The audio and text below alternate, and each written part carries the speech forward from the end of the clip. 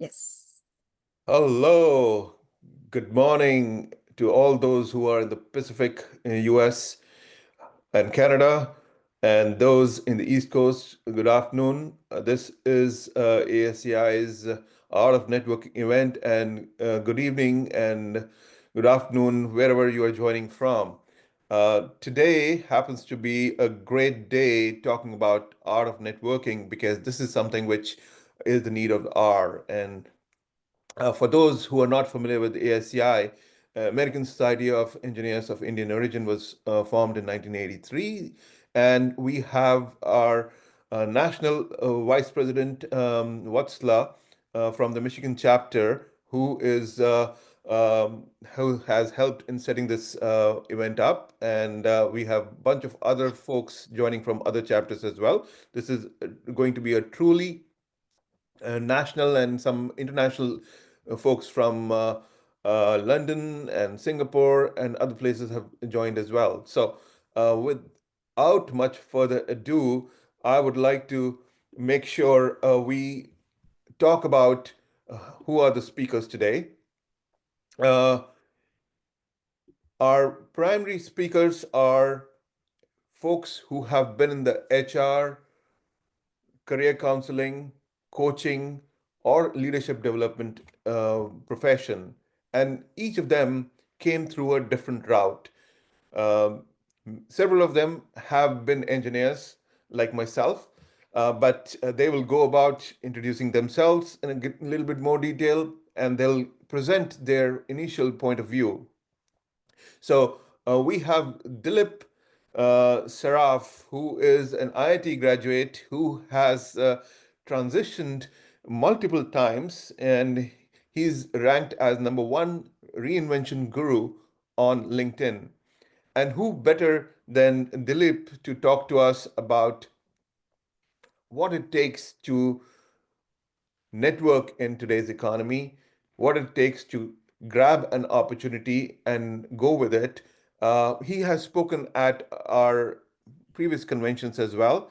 And with that, our Silicon Valley based speaker crew is all here. So why don't we go to Dilip first and then we'll come back to the other speakers. So what do you want to give my introduction or you want to give Yeah, just my... give your initial introduction and then your point of view. Oh, my point of view. Okay, so I have been in this career business for the last 25 years. This is my fifth career in five different industries. And I have worked with over 8,000 clients, and currently I have clients in 26 countries. And I have worked with everybody from high school graduates who want to select their coursework and future and so forth. And my oldest client is currently 79 years old. That's my introduction. Great. Thank you, Dilip. Let's move on to our next speaker, Joseph. And uh, Joseph is a wonderful discovery on my part during the COVID time. He is a great community leader in the Asian community, and he supports almost all of events that ASCI has done in the Silicon Valley, whether it is the picnic, whether it is the speaker series, or whether it is the AI conference that we have organized very recently. Now, our friend Joseph, one distinction is that he used to be the right-hand man of Yahoo CEO Marissa Mayer. And with that tidbit of information, I'll let Joseph introduce himself and give his initial point of view. Go ahead, Joseph. Hey, thank you so much. Great to see everyone and meet everyone here. Peter's is definitely a good friend here locally in the community, so super excited to really connect with everyone. I worked in recruiting for about 14 years, so at LinkedIn and Yahoo. I did partner with Marissa Mayer at her startup Sunshine. I've worked in the autonomous car space over at Apex AI. And then I was very much into AR and VR with Magic Leap and Lytro, which were both backed by Andreessen Horowitz, one of the top VC firms locally and globally. And then before that, I did my own startup as well.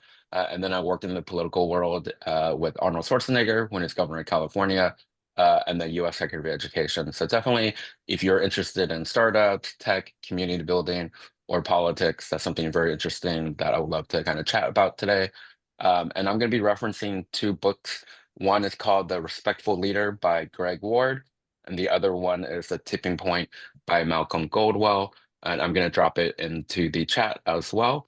It's just something to be able to share with you more about my point of view is how do we have different types of leadership? One is being a respectful leader. So some people are leaders of information. Others will be leaders of process. And then the third one would be a leader of interpersonal communication. So if it's interpersonal communication, it's one-on-one. It'd be more like, how do I treat you? How do you feel from interacting with someone? Procedural is like, let's say you work in government, or let's say you are having a dinner table with your parents or elders. How do you make sure that everybody is welcome to the table? And then the last one is if you are informational. So like, let's say you are, like Piyush, someone who's very knowledgeable about networking, or other speakers here, it's the information that they're giving is the kind of that respect. So a lot of people who are engineers, they might really much value that kind of leadership. Back to you, Piyush. Thank you, Joseph. And since Jerry is not here, I thought she should be joining us in 5 minutes. I'll introduce myself. So besides ASCI, where I've been involved for almost more than almost 2 decades, but the Silicon Valley chapter was formed um, in 2014, and we just celebrated our 10-year anniversary. But besides that, professionally, I'm a data and applied AI professional for the last 30 plus years in the Silicon Valley. Prior to that, I used to work back in India. I worked for Tata Group in India in the telecom sector. I pivoted. Why I'm using this pivot is because this is something which Dilip focuses on a lot. Pivoting is important. Careers are never linear.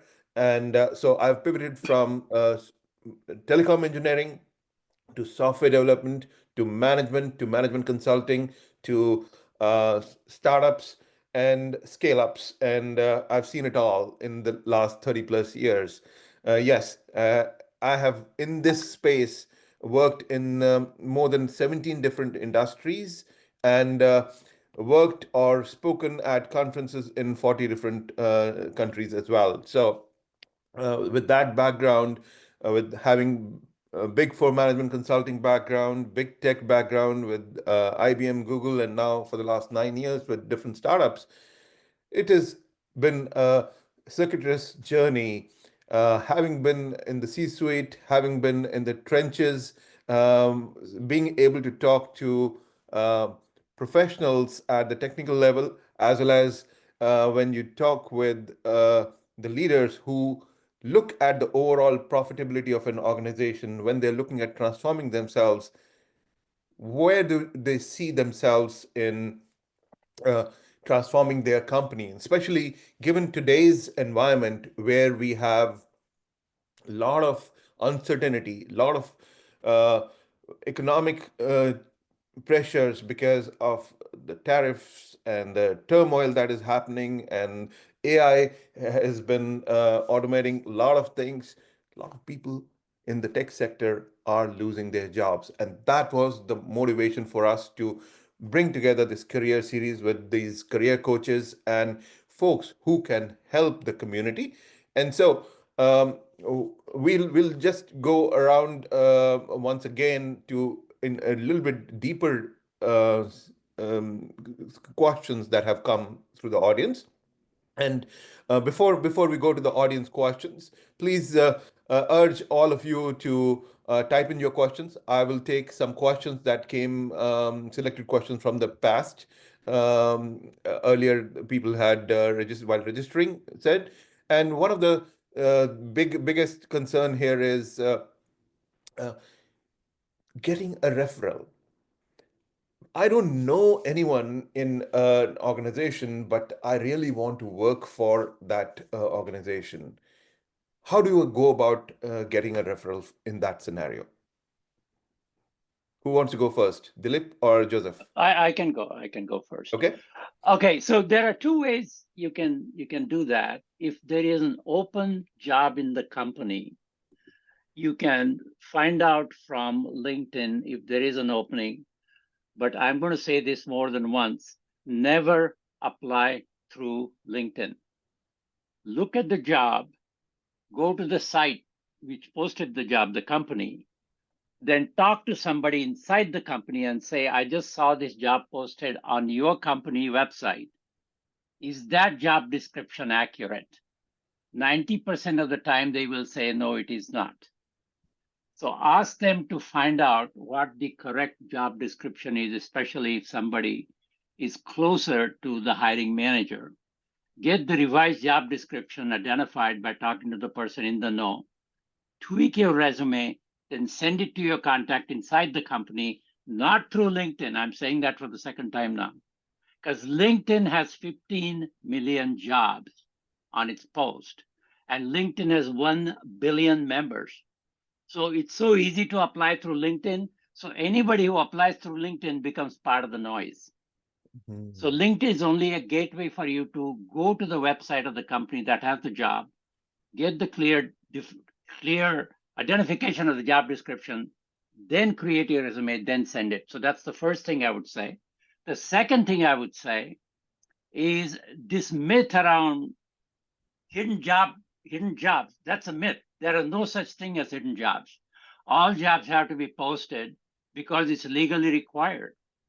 But you can create a hidden job yourself by researching a company that you want to land, and research the company and find out what's not happening in the company that you can make it happen.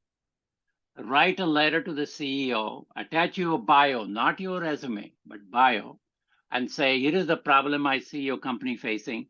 Here is how I can help you. Let's talk. And I've done this over the last 25 years, including sending a letter to Steve Jobs, and he responded. I'm just telling you from my client. So this is the other way you can get into the company when the job itself doesn't exist, because you created the job for yourself and nobody is competing with you in that matter. So you are the only candidate if they select you. And my success rate on this for the last 25 years has been about 30%. In other words, if you send 3 research letters, one of them will call you. Doesn't mean they'll give you a job, but they will talk to you. So those are the 2 things I propose. Beautiful. One clarifying question I would ask here is, you said send a bio, not a resume. And Correct. how do you distinguish between bio, resume, and CV? Very good question. Very good question.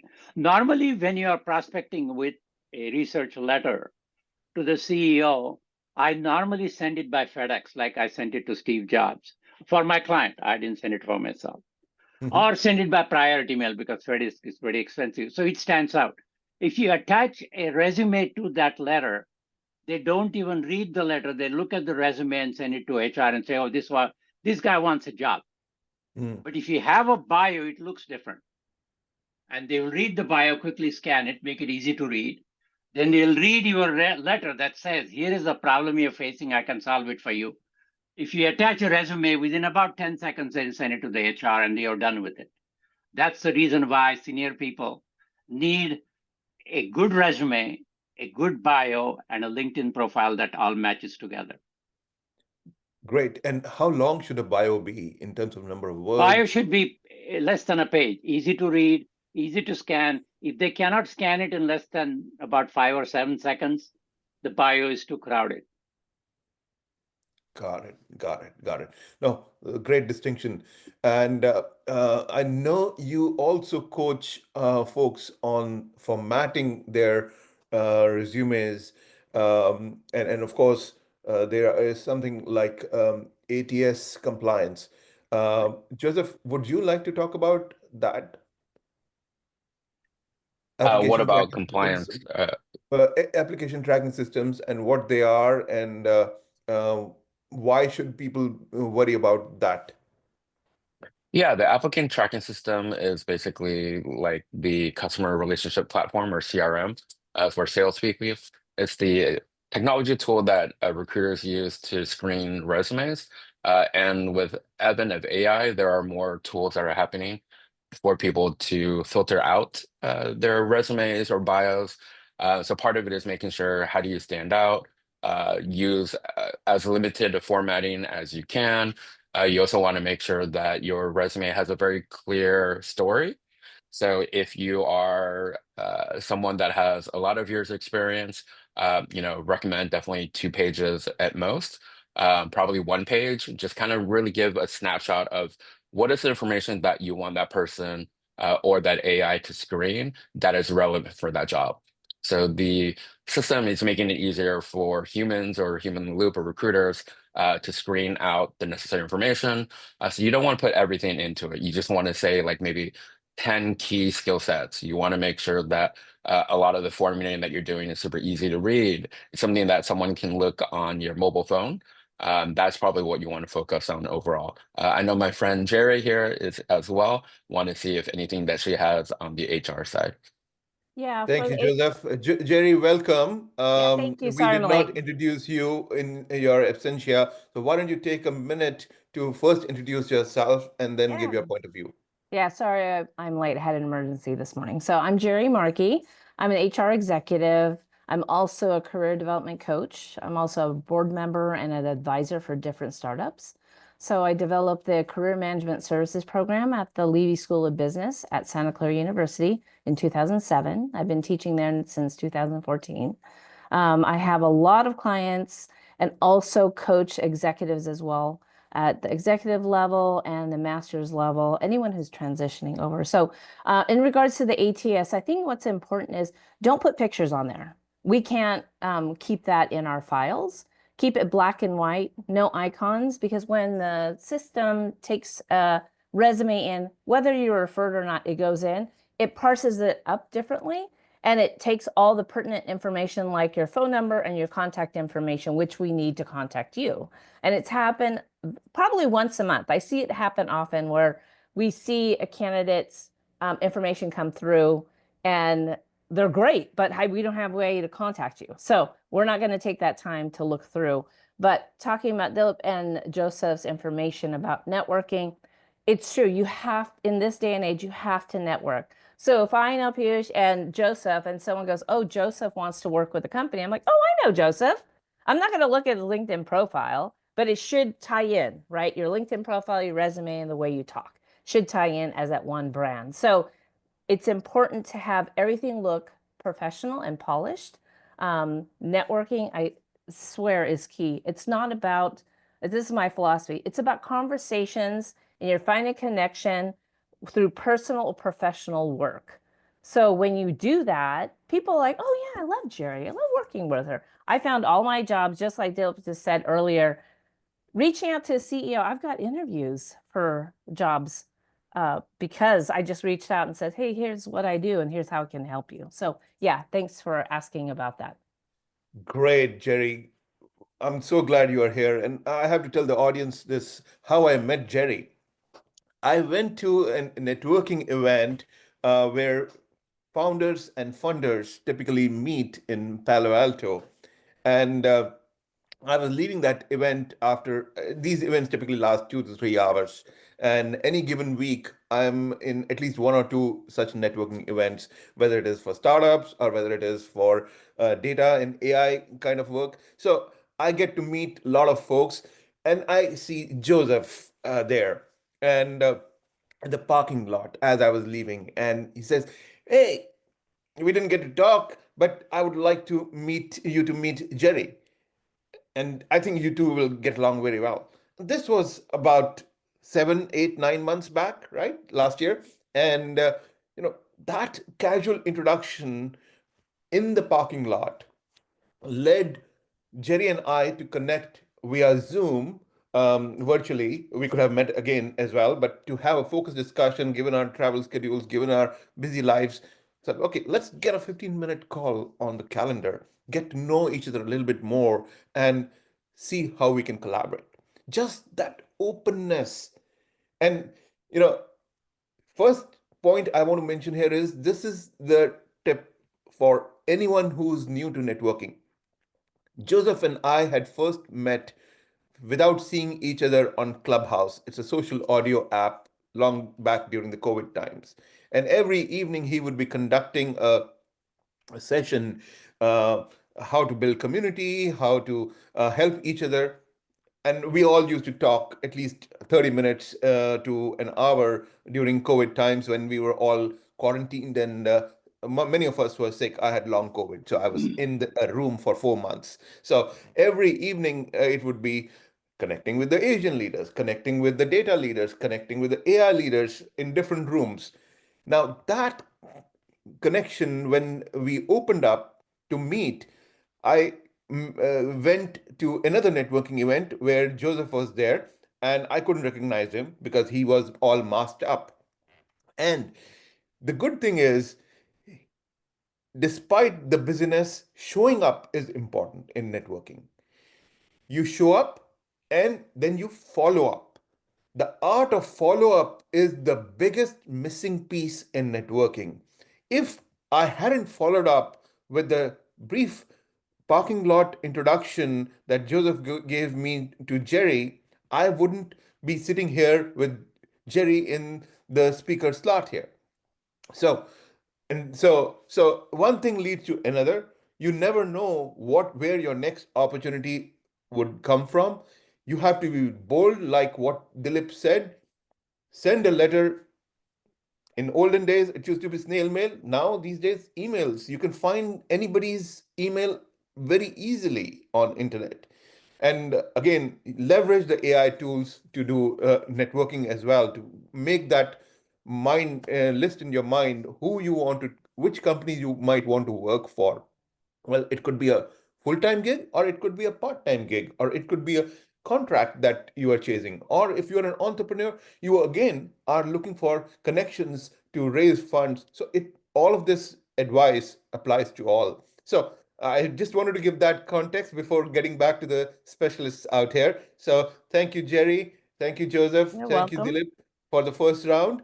And let's continue to see if there are any questions from the audience here. And I have a question back that somebody had sent earlier, and I would like to see if Dilip would like to answer this question.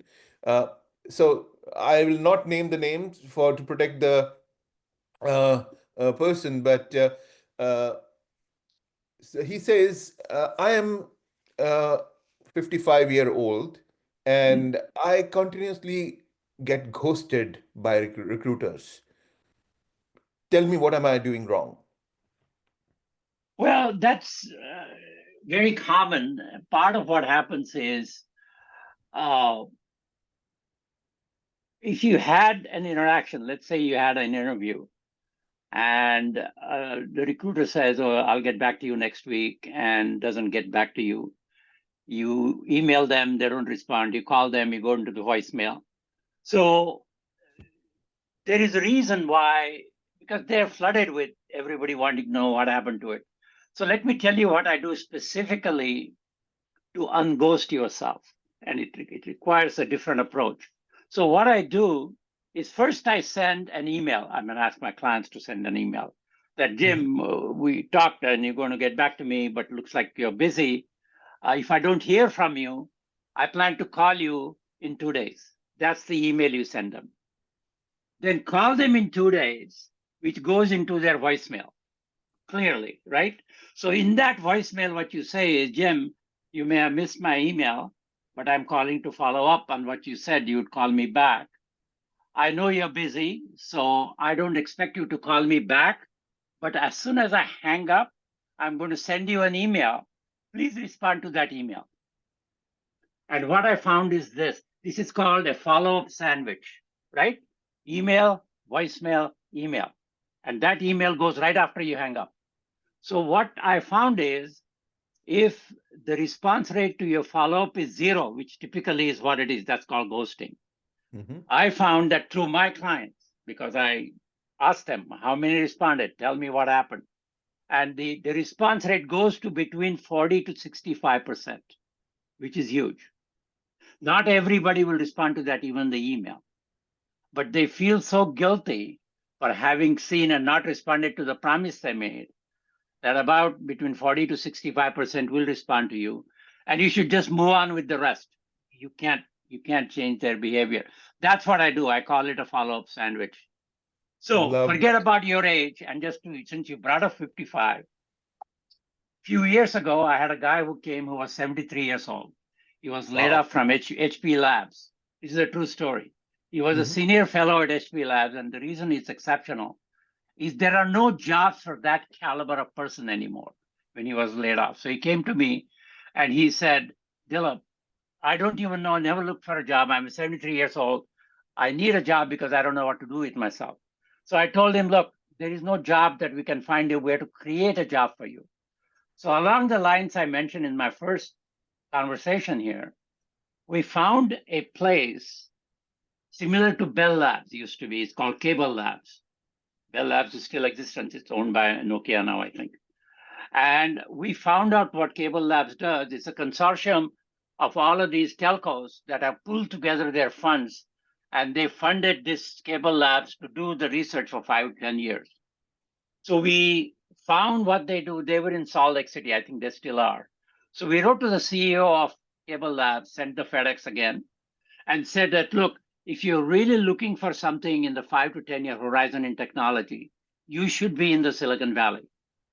And if you should be in the Silicon Valley, there's only one guy who can lead those labs, and that's this guy. And we sent that letter. This guy called in, and he now is heading the labs in the Silicon Valley. He's 79 years old. And in fact, he wrote me a recommendation. You can look him up. His name is Bernardo Huberman. So age is not the issue. So don't mention your age again. 55 is nothing. I'm 82. And I'm waiting for my next Really? career. I'm Wow. waiting for my next career. So don't bring age into your mind. And that's what is holding you back. Inspiring, very inspiring, Dilip. I think everybody in the audience should take cue from Dilip and 5 times reinventing the career. And we may want to go a little bit deeper into your reinvention story for those who, especially for those who join later. But I want to hear from Jerry right now. If there is since you work or are affiliated with Santa Clara University, is there something specific you want to share for students or early tenure folks who are coming out, and whether they're engineers, technologists, or MBA grads? What Right. advice would you have? Yeah, for the emerging workforce, people who are recent grads, it doesn't matter how old you are. If you are in your late 50s and you're still going through a master's program, it's important to network. So what does that mean? Go out of your comfort zone. And I know a lot of engineers, I've hired different engineers worldwide. Everyone's an introvert, and it's okay. So you have to go to these meetups that's fun for you. We were just talking about hackathons in the chat. Go to the hackathons, go to the meetups through meetups.com or Luma events. So you meet people talking about data analysts, talking about Scrum Master, site reliability. Go with people that you have interest with. And then when you talk to them, you guys are going to develop a bond. And that bond is not like, hey, can you give me a job? No, it's like, hey, what do you think about this company? The more you talk about what you love and what they love, they're going to feel so comfortable. They're like, hey, you know what are you doing right now? And you're probably going to say, well, I'm actually looking for a job, but I like attending these meetings. And they'll ask us, like, hey, why don't you send me your resume and send it over? That's how I get my jobs. I get my clients and most of my jobs through someone saying, hey, Jerry's actually looking. I love talking to her. You should consider her. And that's how I land my jobs. For the emerging workforce, same thing. That's going to happen. One of my students wanted to be in the VC realm, attended these events for VCs, one of the founder funders, and told the funder saying, hey, I really want to work with different VCs and these startups. He says, okay, what do you want to do? He says, well, I can do financial analytics or data analytics. Okay, well, talk to me on Monday. And then on Monday, he got an interview on Tuesday. He got a job on Friday. Oh, wow. So it's Wonderful not, story. yeah, it's realistic. And someone mentioned here, so how is job search and follow-ups during this time, so when it's employer's market? it's face to face. Like Dilip and Joseph and I will say, it's all about people's faces. So I haven't seen Piyush in probably 6 months, right? But he said, hey, do you mind helping out? I'm like, absolutely, because I see him face to face. I've talked to him. I know Joseph. And so it's really easy for me to just say yes. I can't say no. Absolutely. How can I say no? Yes, and that's the power of saying yes to any opportunity. And of course, you've got to be safe. So we'll get to how to safely network. Safety, especially for women, is very important, and I want to be respectful of that. So given that you are the woman voice, um, what would you do? What would you advise women to network professionally when they go to these meetups? And Right. some of these events have become like a conference in the morning Oh, yeah. and a party in the evening Right. that goes on till 2 a.m. Right. So how do you professionally conduct yourself in such a scenario? Yes. So that's a very good question. And for all the women out there in the session right now, it's important to go to these conferences, dress appropriately, dress for the job, basically. If you want executive level, make sure you have a jacket on, make sure you have your pantsuit on. You can wear jeans, that's fine. When you're talking, make sure it's all about business. If they ask like, hey, what do you like to do during the evening? I mean, that's not an appropriate question because it doesn't matter. But if there's an event like, hey, are you going to the event this evening? Just say, yeah, absolutely. But just let you know, I don't drink. Jerry Markey does not drink, but I go to a lot of events. So I tend to like talk to people who have the same interests. But if they do drink, doesn't matter. You just have to know your boundaries. So I usually stop at about 10 o'clock at the events and go and start meeting people at different sessions or meetups. So I had an event about a month ago, we had 30 people. I made sure that I meet every single person. Now, if a person, whether it's male or female or whatever gender you identify with, asks you for a late night, hey, let's go party at 2 o'clock in the morning at this club, I don't think that's a good idea. So it's more common sense. If you feel uncomfortable, just bow out, say thank you so much, and then move on to the next person. So that's a very good question. Is it safe to go with like as a group of women or men?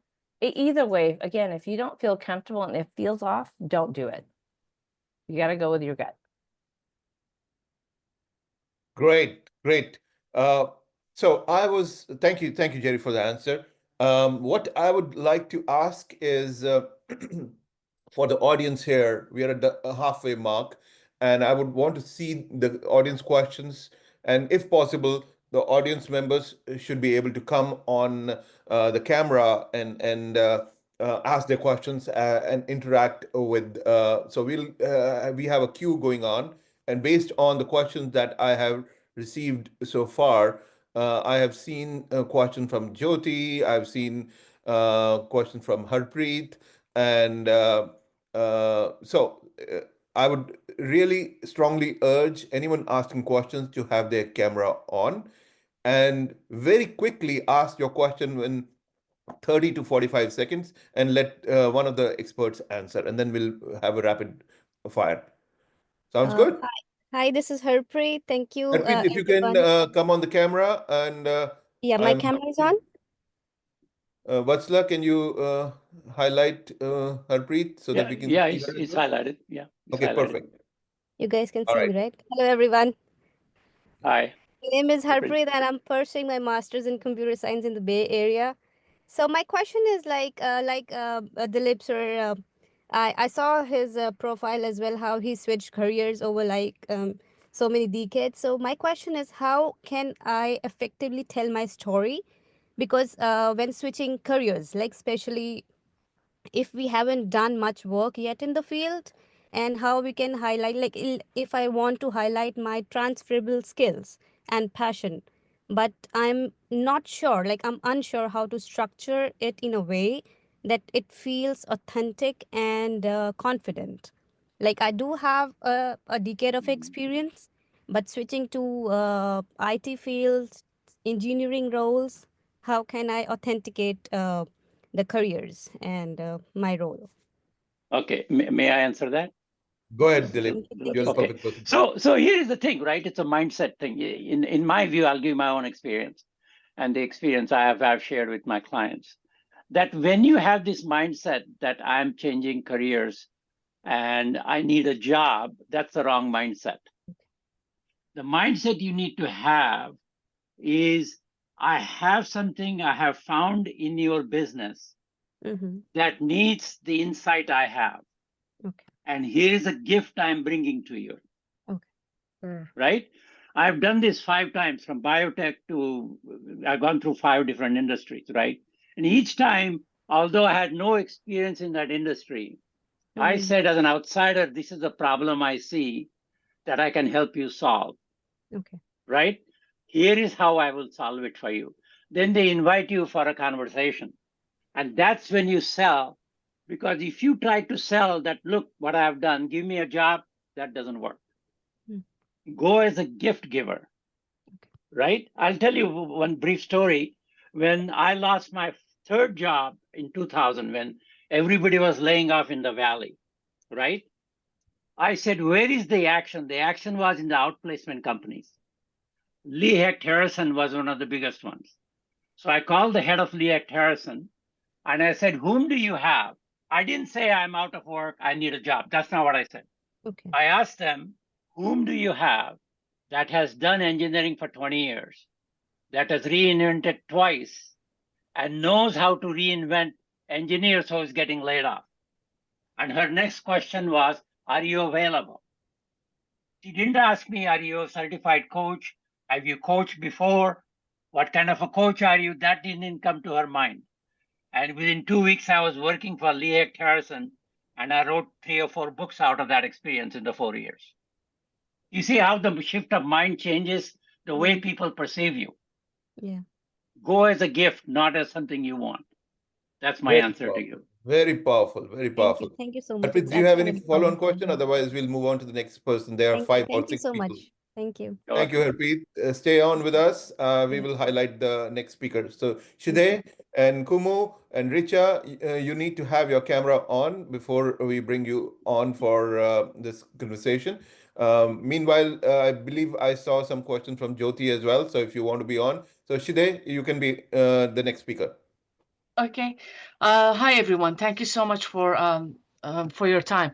So I'm IT and Business Operation Executive, and I get invited to a lot of CIO AI-related events, which is cool because I want to meet the CIOs to land a job.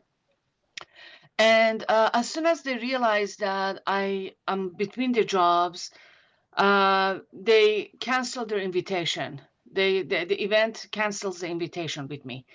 And that's very heartbreaking because my knowledge is here. I can deliver, bring a lot of knowledge about IT and AI and etc. And what do I do to turn it around? So the vendors will cancel my invitation, even though prior to that they will say, "Hey, we will even send you the Uber, whatever, to bring you to the event." So what do I do with that? Yeah, can I answer that, please? So Yes. Shide, I'm Jerry Markey. So I would recommend on your LinkedIn profile, I think they're looking at your LinkedIn profile, that you're putting on like some type of project as a consultant or something, because what's going to happen is you are more valuable to an employer or a vendor or a business partner if you have something going on right now. So what does that mean? You put on a project, so you can say a confidential project you're working on with a future employer or a network, whatever it is. So that way they have that mindset of like, oh, she is knowledgeable. Even though you are knowledgeable, somehow it's all psychological. So you got to put something in there for the gap, so people will continuously talk to you. And does it mean that it's a reflection that's not good for you? It's not. They have a quota or a objective that they need to meet. And for them to connect with you, they need to make sure it's fulfilling and it will meet their needs, their business needs. So just put something on there on your resume or even on your LinkedIn profile. And when you talk to them, just say, I'm working currently on a project for IT and business operations. Here's how I can help you. You don't want to ask for a job. You just want to say, here's how I can help you. How can we partner on this? How can we help you grow your business? That's all they care about. How can you make me money? Okay. Can I throw something else? Sorry, I didn't mean to interrupt you. That's okay. Go ahead. There. Okay. So one of the things that you have to be mindful of is whom do you want to attract on your profile? If you have your profile open to work that goes around your headshot, do you have that on your? I had it and they told me to remove it. Yeah. Okay, so Because here is that the means you're dichotomy. desperate. Right. No. Here's the dichotomy. When you have open to work around your headshot, when a hiring manager or the people you are trying to attract see it, they say you're out of work, so you're not that valuable to them. That's one side of it. The other side of it is what LinkedIn does with that. LinkedIn has a thing called preferred jobs. So they will send the jobs that the paid slots allow them to promote their jobs. They will look for people who are available to work, like, open to work, and they will direct those queries to those people. And my suggestion is you should prefer not having that around your headshot, because LinkedIn action is not as compelling as the one you will get from people who are approaching you. So as Jerry said, take out that open to work thing Yeah. around your headshot Definitely. and say consulting with stealth mode startups. Yes, exactly. They Yes. don't have to know the name of the startup. Yes. That way you're employed and say for the last 2 years. Yes. That's great. I think we are in unison saying the same thing, and this is what Ishide has heard earlier as well. Joseph, did you have any alternate thoughts on this? Having that. Yeah, of course. Well, first of all, thank you so much. I would say actually put our organization here on your profile, being a volunteer, being a member. This community that we're building here is something that you are actively doing, right? People just want to know, are you someone that can be a connector? So if we go back to Malcolm Gladwell's book, The Tipping Point, a connector like Piyush right now, we're all connecting. Jerry's a connector. Where people who are in the community, if you can't get into an event, message the organizer, find the speaker, find the sponsor, find a friend, find a former coworker. Basically, right now, you're unknown quantity in that particular location. So if you want to get into like TyCon is coming up in a couple weeks, my friends are volunteering. We know speakers, we know sponsors, high level executives are being there. If you want to say, hey, I want to volunteer, I want to support you. If someone's got a book or an author, buy their book, write a review, get people noticed. Go on Twitter, go on X, go on Threads, go on Instagram, but let people know that I'm interested in what you're doing. Follow that person on LinkedIn and repost everything they're doing. They're going to notice you. What's happening right now is it's not just about your credentials. It's more like, how are you actively supporting that organization or that community? Now, if it is a $2,000 dinner, that's going to be different than a 300-person event that you can get into, right? So if you haven't put in the legwork to get there, it's harder for people to know who you are, right? And if they're curating something that is a sponsored event, CIOs, peers, part of your skill is how to get into there, right? You can also say, hey, you know what? I'm more than happy to sponsor 2 people, buy a ticket from somebody else. Let me get in, right? There's ways to contribute and have a go-giving spirit. So Jerry and I belong to a community called Startup Experts. We are local here in the South Bay area in Silicon Valley. We've spoken together on multiple panels together, go to different events, like we go to Transform and large conferences. We might be going with like 80 or 100 people. People recognize, they see us, they notice us. If you're going to an in-person event in San Francisco Bay Area, go with Piyush. We're happy to walk you into a lot of different events. People fly in from out of town just to come and hang out with our communities, but where are we putting the legwork? Right now, it is, in the morning or at night, it's a Saturday, we're giving this to be part of the community, right? But so reach out to us. Now, I shared my information, shared a couple books. Whoever follows up with me, I'm more than happy to connect, right? The volunteers, organizers, I'm already on the chat. I'm connecting with someone here. I'm already on WhatsApp. I'm like, hey, that's how we connect. So if you are looking for the way to get in, there's no one way to get into that room. So if there's like 10 people on the CIO list that you want to get, follow them on social media, track what they're doing.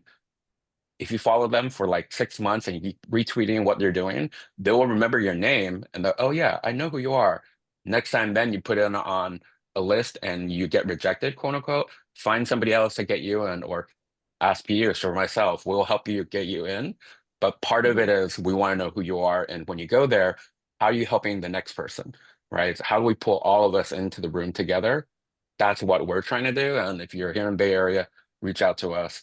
But really, it is the art of networking overall. And Dilip is definitely more of a maven. So he's got a lot of information, a lot of insights, and that's super exciting as well. So part of it is sharing information, but also keeping a little bit to yourself. So when you connect in person, they remember, oh, you're amazing. I want to follow up with you. You want to create curiosity. And if you're not creating curiosity, a lot of people are having a hard time remembering who it is. So right now there's like 40 other people in the room. How do we remember who you are? Like that's ultimately what we Yes. want to do. So back to you, Piyush. Thank you And so thank you much. for I being on appreciate stage. it. You're welcome. Thank you, Shinde, for the question. Joseph, thank you for the comprehensive answer. Stay there, and we have many hands up there, but there are some folks who have not yet turned on their camera, so I'm not yet asking them for it. So I once again urge you to open your camera, interact with our esteemed speakers, and this is a part of the community. There are best practices for networking. Virtual networking is what we are practicing right now. Showing your face, yes, you may not have taken a shower, you may not be camera ready, but it doesn't show up on Zoom. So let's go and build some solid connections. One point to follow up on what Joseph said was the speakers, any conference you're going to, check out their profile ahead of time, follow them on whatever social media they are on, typically LinkedIn, and comment on their posts. You lose an opportunity by not commenting daily. One of the best practices I read from a LinkedIn influencer recently was that you should be, if you are writing 5 posts a week, which I typically don't do, 3 posts a week, let's say, you should be commenting at least 15 to 20 different posts of different people to be able to be seen widely. And once you are consistently doing so with the right kind of folks that you want to network with, then you will stand out amongst thousands. Can you imagine LinkedIn as a profile, as a platform of 1 billion users?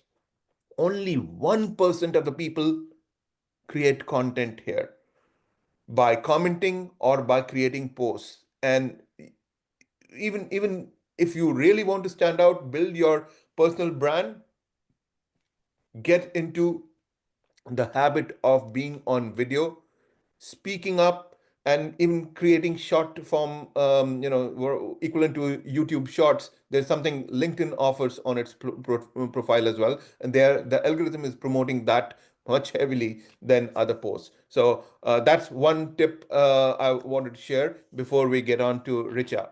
Richa, you're on. Please introduce yourself and ask your question. Hi, can you guys hear me? I've been Yes, having we can. joined from. Yeah, we can Okay. hear We can you. hear you. Okay, good. Okay, good. So yeah, hi everyone. I'm new to networking, so a little bit shy in this whole space. I'm a program manager, and I recently got impacted for the first time last year. I again started working in a role, but I'm still looking for a more long-term opportunity. And I've started networking little by little, started going to the virtual networking events, a couple of like meetups um, in the local. I'm based out of Chicago area. But I struggle with what should be the ask or how to like follow up, keep the connect going. But like let's say for an example, this is perfect example. I'm attending this with everyone. Now, what should be my next step? How should I be approaching the speakers or the people attending? And how should I keep the connect? What should I do to have that as a long-term networking connect? And from that perspective, so like That's what I struggle with, and hence, like Piyush, I think you mentioned that the most important thing is the follow-up where people lag. So even if I'm going, it's like I'm going, but I'm not doing that follow-up, or I don't know how to do it in the right way. So just some advice on that would be like appreciated. But thank you. Thank you. The question, Jerry, go ahead, please. Yeah. So Richa, everyone experiences this. So you have to not overthink it. It's almost like meeting people that you like. So if after this call or this conference or this panel, you want to reach out to Joseph, Dilip, or I, just say, hi, Jerry, it was nice to meet you. Thank you for your insight. Hope to keep in touch. In a month from now, you're like, hey, Jerry, how's it going? Just wanted to see how you're doing. I'm still in the market, or, I'm going through some interviews. You just want to have a conversation going. You just don't want to go, hey, I just need a job. You want to say, this is what my interests are in program management. If you hear of anything, please let me know. In another month, you want to follow up, hey, I'm coming out to the Bay Area, want to see if we can meet up for coffee. It just takes that one little sentence of, how are you doing? Just wanted to touch base. Can we get on a call? And that's it. That's all it is. It's conversational. It's not a meeting. You want to have a conversation to understand, can this person help me? If so, potentially it'll help me in the future. So just to let everyone know, I've worked for 22 startups. 15 have been successful. I had one post-IPO. I remember people I talked to 20 years ago, and I've actually recruited people. I'm like, I remember you from one of my panels. Do you want to come work for me? And it works out. So don't give up. You just it's like watering a plant. You got to water that little seed. It'll grow, but you can't take it too much. Otherwise, it's not going to have strong roots. So you just have a conversation. Let's say you want to connect with Shade. Say, hey, Shade, I understand you're having a challenge. I may have somebody who might need you. So even though you don't have a job for yourself, help somebody else, because they're going to remember you, and it'll pay it forward. So hopefully that answers your question. Very well Yeah, said, yeah. Jerry. And this is something I want to make sure I get one more perspective on this from so we are helping the audience better.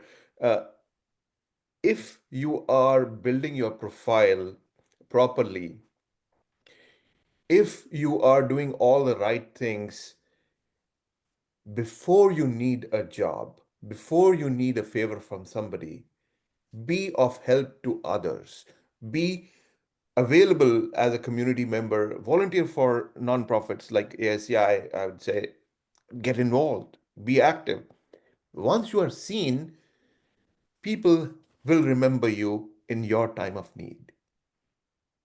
That's all. I'll leave it at Okay. that. And I do want to hear Dilip's reinvention story, but there are other questions. I know there are folks in the audience waiting to ask a question. So, Kumu, you can type your question, and we'll go from there. Thank you so much. Piyush, I'm not feeling well. Can I be off camera and ask Yes, the please. question? Go ahead. Go ahead. Okay. So Very quickly. yeah. I don't know if I missed this part, but what is this thing about sending a letter to the CEO versus sending in an email and or any other form of message? And then also, can you speak to the thing about your presence on the internet? Like, you have a LinkedIn profile, you have a resume and all that, but what about people Googling you to see who you are and how that impacts? That's what I wanted to know. Okay, so let me may I answer that, Piyush? Yes, please, Dilip. Okay, so here's the thing, right? People forget that it doesn't matter how much better you are than others. What matters is how different you are than others. So when you send an email to a CEO that says, I have a great idea for your this problem, that email probably will never be seen by the CEO. But if you send an overnight priority mail or FedEx, it stands out. That's why Steve Jobs responded to the letter we sent him by FedEx. The next day, his secretary called and said, Mr. Jobs wants to meet you. How precious is that, right? So how different you are matters, not how good you are. Always remember that, right? And so the second thing I would say is along the lines of networking, I'll tell you two short stories. One client was trying to get into Amazon for 2 years, never got a response. One day he came to me and said, Dilip, the hiring manager, he knew the person who was going to hire him, just posted a blog about cloud cost and all of that. This was like 3-4 years ago. And I would like to respond to that. So we spent a day researching what would be the right response to that blog. And we posted a concise, thoughtful comment on that blog. The next day, his manager who wrote the blog saw it, and he said, that's an amazing comment. He asked the recruiter to contact my client, and he got a call the next day, the following day. They had one interview after that. That's how we got into at least seeing the hiring manager. That's one story I'm telling you. The second story I'm telling you is one of my clients is a senior marketing executive. She was trying to get another job in the retail space. So just 3 weeks ago, she wrote a series of 4 blogs on a very technical topic in marketing analytics. 1-page blog, a series of 3 or 4 blogs. And at the end of her final blog, she got a call from the executive recruiter from Target that the CMO has read your series of blogs. Please send me your resume. That's how that works. And she wasn't even looking for a job actively. These are the stories I want you to remember, how you can reach out without actually socially networking if you are an introvert and don't want to go socially networking. So see Great if that stories, works for you. Dilip. Wonderful, wonderful sharing. In fact, I would like to add, in my professional life between PwC, IBM, and Google, and other startups, I have hired more than 10,000 people in my life, and I in different regions around the world. And that one person who stands out is somebody who has been consistently blogging in their field. So one of the key hires, I would say, was a data scientist who we hired from Canada in my last company. And uh, we were obviously looking for data analysts, but when we read a series of blogs, like Dilip mentioned, his was on marketing analytics, mine was about some machine learning techniques, and we immediately reached out and I said, no, I'm not a data analyst. I'm looking for a contract job as a data scientist. And even though we did not have a Canadian presence, we were able to bring them on. We created a Canadian subsidiary, and so on and so forth. So this really helps. So this not only helps in building your personal brand, it's a lasting record on internet of your intellectual property, of your capabilities that the world gets to see. And Kumu, to your earlier question, people Googling you or Googling anyone, yes, people definitely gain social insights from all sources available online or offline before you meet them. And these days, it's very easy to get a summary using any AI tool. So definitely use that. And for those of us who are still actively engaged in the community to look for a job or do things professionally, it's very important to at least once a month, I would say, have something out there. Go on, join podcasts, go be a speaker at a conference, apply for, and it doesn't fall into your lap. You have to really engineer it. And as we have heard from a lot of these experts here, it you have to be different, you have to be noticed. So with that, I think there are some we are at the top of the hour, but there are so many questions, and I think Shiva, you had a question. If you want to say your question loud, go ahead and come on the camera. Shiva, you are muted. Oh, so I know we are on the hour, so thank you everyone for all the great points, Joseph, Jerry, Piyush, Dilip as well. So after this layoff, I've been like trying to see how I want to transition. What I love to do is bring technology to people. What are your thoughts on coming up with the elevator speech? They say Tell me about yourself. And then they pause. They say you have to have a well-crafted elevator speech. Totally understand the purpose of that.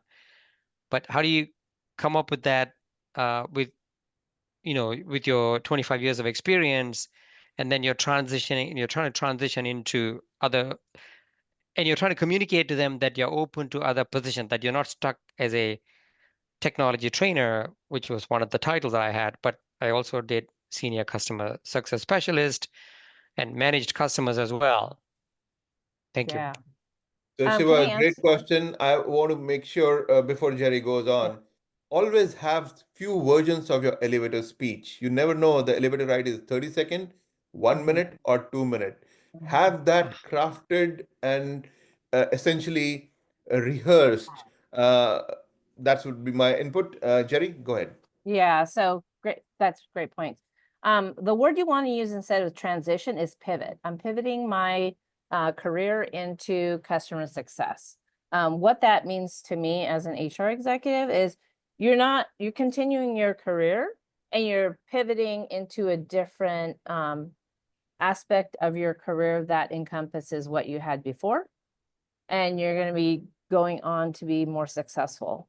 If you're saying transition, I'm thinking transition, and no joke, this is what all HR executives think, as well as they're like, transition down, or what is it? A transition out? Transition is a negative. Pivot is a positive. Pivot. Thank you. So you're pivoting your career from technical trainer, but you want to accentuate the industries that you've been in, and you're pivoting in a new career, customer success, into AI. Involve AI in no matter what you have in your conversation with someone. Say, I'm pivoting my career into AI. I notice that's a hot market right now. I'm taking my technical training and making sure that people are successful. So I'm pivoting into a director of customer success. And you can accentuate, like I've had 25 years of experience, but what's impactful is what did you do at that other company, right? You grew the company $6 billion over 2 years. That's more impactful than your experience. Does that make sense? Yeah. I No, thank you. will add That's to great. that just one sentence. The tell me about yourself statement or your elevator pitch is more about them than it is about you. In other words, the way you present yourself must say to them at the end of that, what gift are you bringing to them? And unless you know their pain point or what they're looking for, it's all about you and nobody cares about you. I'm sorry to say that. Right. You got to find their weaknesses. So what Dilip said is true. So they want to make money. So when I find my jobs, I had conversations with 2 AI companies, and I know they're looking for board members or advisors, and I'm really good at advising. So I said, hey, I would love to be part of your, advisory committee or board. They're like, yeah, absolutely. So you got to find something for them, saying, you know what? I see that you need more leadership and customer success. Here's what I can do for your company. That's your elevator pitch. If you can find what they need to grow their company, need to turn it around, that's what you want to highlight. So it's finding that weakness that you can actually fix for their company. It's no longer a weakness. It's going to be their strength. It's going to. And how do you find that? Yeah. So you go online. So a lot of people are like, how do you do that? So look on the news, right? You type in the company and just saying, oh my gosh, they're failing at keeping targets customers. So how are we going to make that? So if you develop some type of plan, but don't give them away the exact plan. So you know what? I can help with targets growth. They've lost 40% in the past month due to the certain circumstance in the administration. Here's how I can help you. So there's weakness. It's all out there in the news, but you have to find that solution for them. And you want to be able to talk to them face to face. I read the news for an hour on everything. So when I'm talking to a different company, I say, oh yeah, your competitor is Target. Here's how we can, encompass this in the human resource size to grow your company. And it works every single time. They're not going to say no because it comes down to revenue. Thank you. Jerry. Thank you so much, everyone. All right. Well, I'm actually gonna 6 minutes over, and I want to be respectful of the speaker's time. I know we have a lot of questions. Please, we'll organize other events as well, and we are looking at doing a follow-on event. Unfortunately, Richa, we don't have a Chicago presence, but join us virtually, join ASCI, and what I would like to say is interact, talk about this session on social media, and tag us, and it gives us more energy to do these kind of things. And if there's any last person who wants to come on the camera and ask a question, please do so. Otherwise, I'll go around the horn and ask each of the speakers to give their 1 minute closing statement, starting with Joseph. First of all, thank you so much. I'm happy to really be here overall. I think there's a lot of content within the chat, so do recommend looking at all the chat information. If you're an audience member, we're here also to learn from you as well. So contribute to other people here within this networking space as well. And yeah, definitely do tag us on social media, get you engagement. For the last speaker or the audience member that was here, like I just did a quick search on customer success influencers of 2024. Go through that list. Find the people that you might know, don't know, but literally any conference that happens, go through the entire speaker list, especially if it's your industry. Say hello, add them on LinkedIn, just say great message, follow them, track them, hear what they're going on and promote them. It goes back to what Piyush is doing here is we want to amplify all of our voices here. We have over 30 or 40 people here. Imagine if you have a post, imagine if somebody has a new job, we can support them in the community and suddenly you get hundreds, if not thousands of views. That's how we amplify our voices. So it's just not here today, but it's a continual conversation. Back to you, Piyush. Thank you, Joseph. Jerry? So my last word is remember to reach out to us and say, hey, it was a great talking to you, your insight. We want to get to know you, but we won't be able to get to know you if you don't follow up. So if you send a LinkedIn invite, just sending it without a note, I won't even know who you are. I have no idea. So if you just reference the conference, that's great, right? So that's a start of your networking. And even though it's painful and you have to get out of your comfort zone, you have to try something new. So that's my word of advice. Thank you, Jerry. Dilip? Okay, I would say two things. The first thing I would say is when you write your resume or bio or your LinkedIn profile or whatever piece that you have for positioning yourself, learn how to tell your story concisely and compellingly, rather than just having a bullet that says, improved sales 30%. I don't know what that means. Why didn't you improve 40%? Why didn't you improve 100%? So, but if you tell a story around that there was no new product, economy was tanking, customers were not buying, and yet I increased sales 30%. That's a story that will intrigue them to say, how did you do that? You see the difference between the bullets people write versus the bullet you can write to tell a story. And that storytelling is the hardest part of writing a resume. And as Joseph was saying, you can write those compelling stories and still keep your resume to 2 pages. That's the first thing I would say. The second thing I would say is when you write a cover letter that goes with your resume, always remember this, that the resume is about you and the cover letter is about them. In other words, when you write a cover letter, don't just copy and paste the job description on the top and copy your resume at the bottom. Nobody will read that cover letter. But if you say that my research shows that your company has suffered customer erosion for the past 2 years running, and here are 3 reasons I researched that I can help you change. That's a letter they will read. Not only will they read, but they will call you on that letter and attach your resume to that if you're applying to a job.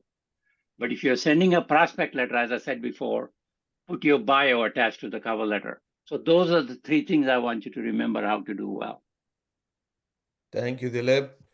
In fact, this has been so many questions and we could go on. And I know a lot of folks have raised their hands now, but we want to wrap it up saying that we will come back with other sessions, primarily in the Silicon Valley area. But please remember, each of the speakers here are professional. They do this for a living.